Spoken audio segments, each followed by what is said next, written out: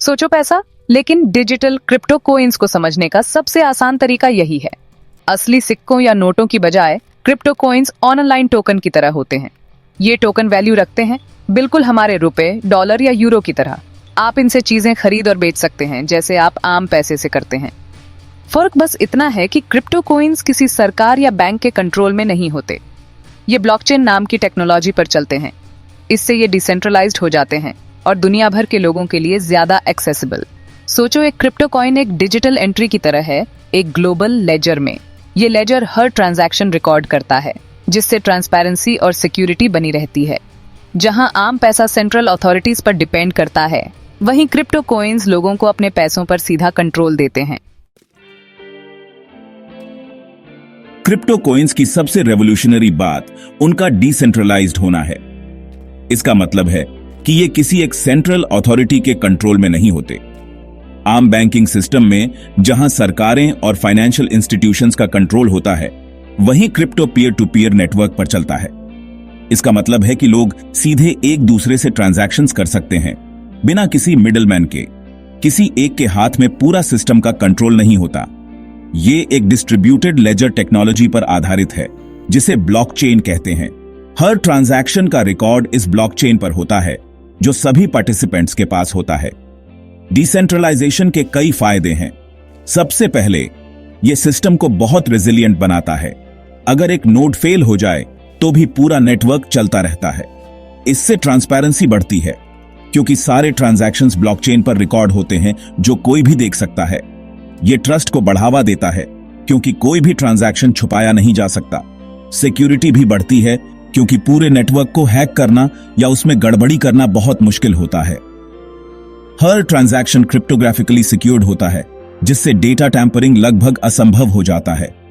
और financial inclusion को बढ़ावा मिलता है। जिन लोगों के पास बैंकिंग फैसिलिटीज नहीं हैं, वो भी ग्लोबल इकोनॉमी में पार्टिसिपेट कर सकते हैं। ये उन लोगों के लिए एक बड़ा अवसर है जो ट्रेडिशनल बैंकिंग सिस्टम से बाहर हैं। सोचो, आप विदेश में अपने दोस्त को बिना किसी ज्यादा फीस या लंबे प्रोसेस के पैसे भेज रहे हैं। ये क्रॉस बॉर्डर पेमेंट्स को बहुत आसान और सस्ता बना देता है। यही डिसेंट्रलाइजेशन की पावर है। ये सिर्फ फाइनेंशियल ट्रांजैक्शंस तक सीमित नहीं है, बल्कि स्मार्ट कॉन्ट्रैक्ट्स और डिसेंट्रलाइज्ड एप्लीकेशंस डैप्स के रूप में भी इसका उपयोग हो रहा है।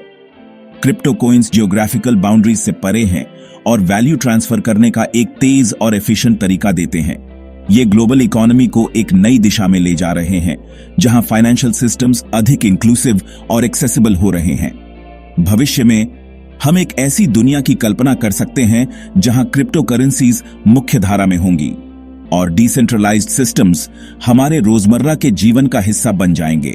ये एक नई फाइनेंशियल रेवोल्यूशन की शुरुआत है।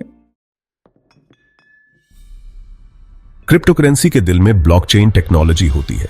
यह एक डिसेंट्रलाइज्ड सिस्टम है, जिसका मतलब है कि इसे किसी सेंट्रल अथॉरिटी द्वारा कंट्रोल नहीं किया जाता। इसे एक डिजिटल लेजर समझो, जो हर क्रिप्टो ट्रांजैक्शन का रिकॉर्ड रखता है। हर ट्रांजैक्शन को एक ब्लॉक में रिकॉर्ड किया जाता है और ये ब्लॉक्स एक चेन में जुड़ते जाते हैं, जिसे हम ब्लॉकचेन कहते हैं। ये लेजर कंप्यूटर्स के एक बड़े नेटवर्क पर फैला होता है, जिससे ये बहुत सिक्योर होता है और इसमें छेड़छाड़ करना मुश्किल होता है। इस नेटवर्क को नोड्स कहते हैं और हर नोड के पास इस लेजर की एक कॉपी होती है। नए क्रिप्टो कॉइन्स माइनिंग नाम के प्रोसेस से बनते हैं। माइनिंग एक ऐसा प्रोसेस है जिसमें नए ट्रांजैक्शंस को वेरीफाई किया जाता है और उन्हें ब्लॉकचेन में ऐड किया जाता है। इसमें कॉम्प्लेक्स मैथमेटिकल प्रॉब्लम्स सॉल्व करने होते हैं ताकि ट्रांजैक्शंस वेरीफाई हो सकें और ब्लॉकचेन में ऐड हो सकें। ये प्रॉब्लम्स क्रिप्टोग्राफिक पजल्स होते हैं, जिन्हें सॉल्व करने के लिए बहुत कंप्यूटिंग पावर की जरूरत होती है। माइनर्स, जो लोग या ग्रुप्स जिनके पास पावरफुल कंप्यूटर्स होते हैं, ये प्रॉब्लम्स सॉल्व करने के लिए compete करते हैं और जो जीतते हैं उन्हें नए कॉइन्स मिलते हैं। ये प्रोसेस बहुत एनर्जी इंटेंसिव होता है और इसमें इलेक्ट्रिसिटी की बहुत खपत होती है। एक बार आपके पास क्रिप्टो कॉइन्स आ गए तो आपको उन्हें स्टोर करने के लिए एक डिजिटल वॉलेट चाहिए। डिजिटल वॉलेट्स एक सिक्योर तरीके से आपके कॉइन्स को स्टोर करते हैं और आपको उन्हें मैनेज करने की सुविधा देते हैं। ये वॉलेट्स कई फॉर्म्स में आते हैं, सॉफ्टवेयर एप्लीकेशन से लेकर हार्डवेयर डिवाइसेस तक।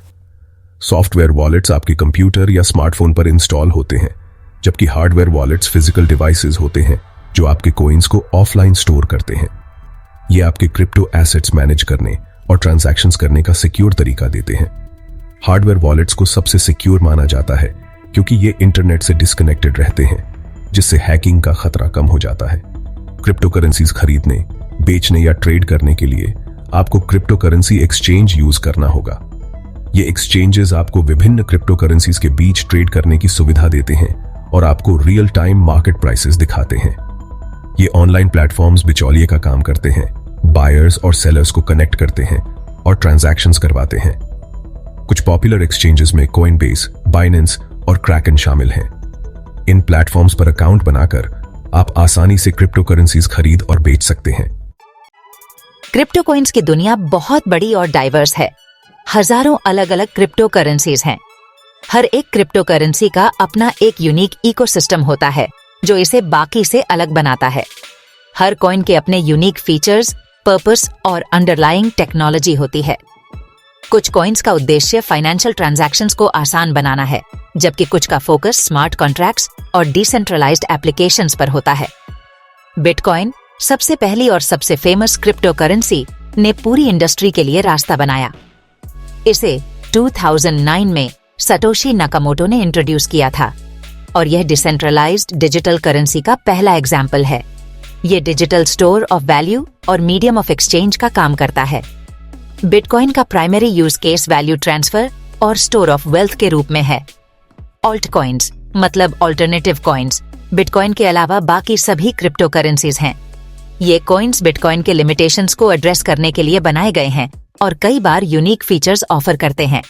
ये कई तरह के फंक्शनैलिटीज ऑफर करते हैं, जैसे कि faster transaction speeds, lower fees और enhanced privacy features. Alt coins का इकोसिस्टम बहुत डायनामिक और इनोवेटिव है। स्मार्ट कॉन्ट्रैक्ट्स और डिसेंट्रलाइज्ड एप्लीकेशंस से लेकर प्राइवेसी फोकस्ड ट्रांजैक्शंस तक।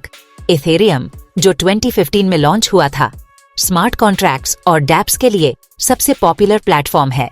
स्टेबल कॉइन्स, जैसा कि नाम से पता चलता है, स्टेबल वैल्यू मेंटेन करने की कोशिश करते हैं ताकि वॉलेटिलिटी को कम किया जा सके।